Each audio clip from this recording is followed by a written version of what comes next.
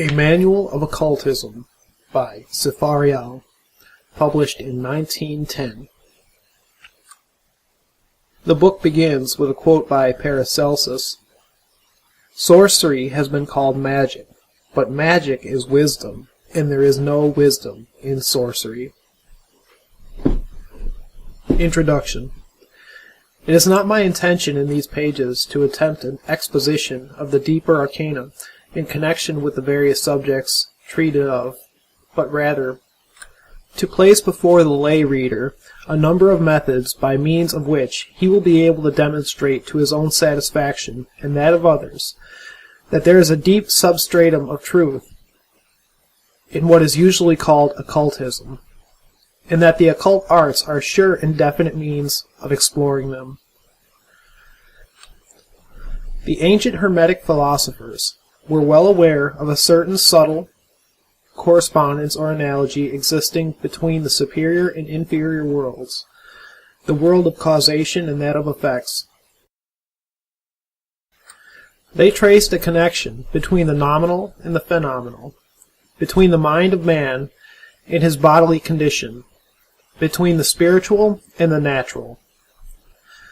They affirmed all this in a trite axiom, as above, so below. This philosophy extended to concrete observations and became a science which they embodied in the doctrine of correspondences. The hieroglyphic writings of the Chinese, Egyptians, and Assyrians are the outcome of this science, portions of which are current in our own thought and language. Thus, when we speak of commerce, the merchant, and the market, we are going back to traditional knowledge, which associated the winged messenger of the gods with the ship in full sail. The word merx, or trade, being at the root of the name Mercury, and the symbol Mercury, the hieroglyph for all that name imports. We call the sun he and the moon she. Tracing unconsciously a subtle correspondence between the day and the active male function in nature, and between the night and the passive female function. We speak of jovial men, and in further connection with the planet Jupiter, and all our destructive and hurtful ideas are embodied in such words as to mar, marshal, murder, etc., linking them to their source in the root marna, which means to strike, because the destructive element in nature is represented in our system by the planet Mars. The doctrine of correspondences is at the root of all occult interpretation. It is our human presentation of the universal law which binds the microcosm to the macrocosm as an effect to its antecedent cause.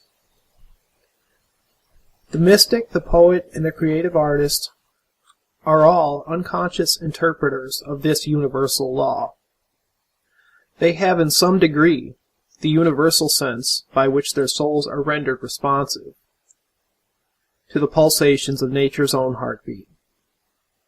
The sibyl, the diviner, and the seer are in even closer touch with the great life, while they have less conscious enjoyment of that intimacy. Others there are who reach to the heart of things by a clear and conscious intellection, understanding what they see, analyzing and interpreting what they feel. These are the occultists, the true masters of the secret knowledge. Here it is perhaps necessary to mark the distinction which exists between occultism and mediumism, between the voluntary conscious effort of the trained intellect and the automatic functioning of the natural sensitive, in their respective relations to the occult world. The occultist is one who intelligently and continuously applies himself to the understanding of the hidden forces in nature and to the laws of the interior world, to the end that he may consciously cooperate with nature and the spiritual intelligences in the production of effects of service to himself and to his fellow beings. This entails upon him a close study of the mystery and power of sound, number, color, form, the psychological laws underlying all expression of faculty, the laws of sympathy and antipathy, the law of vibration, of spiritual and natural affinity, the law of periodicity, of cosmic energy, planetary action, occult correspondences, etc. To these labors he must bring a natural gift of understanding, an unusual degree of patience and devotion, and a keen perception of natural facts.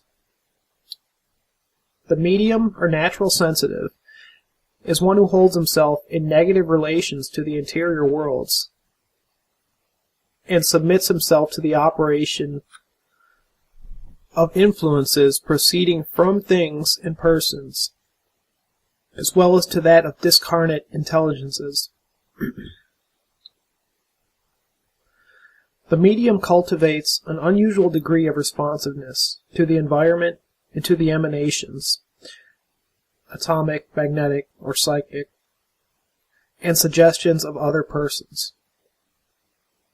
The phenomena developed by this process of mediumism includes automatism, or temporary loss of control over the motor nerves, as in the phenomena of involuntary speech and automatic writing, hypersesthia, as in the function of clairvoyance, clairaudience, psychometry, etc.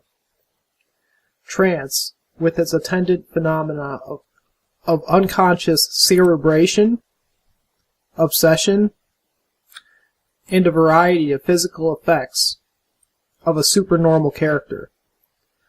In its highest manifestation, following upon the, quote, crucifying of the flesh, the subjugation of the passions, and a process of intense religious aspiration, mediumism is frequently followed by a spiritual revelation and spontaneous prophecy.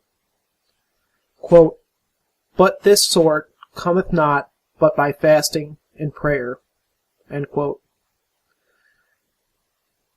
The various forms of divination to which recourse is had in so-called occult circles rest largely upon the exercise of a faculty which is compounded of occultism and mediumism.